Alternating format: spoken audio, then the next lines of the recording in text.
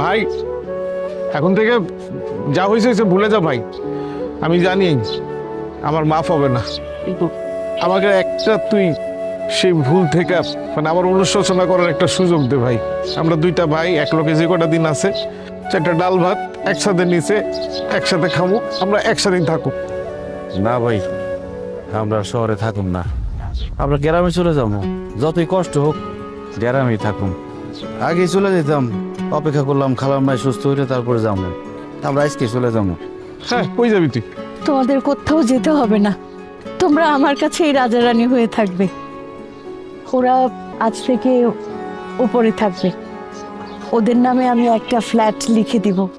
একটা ফ্ল্যাট দিয়ে দেবেন আন্টি? সব কিছু দিয়ে দিলেও তো কম দেওয়া হবে, আরো কিছু যদি আমার থাকতো ওইসব ওদেরকে দিতাম।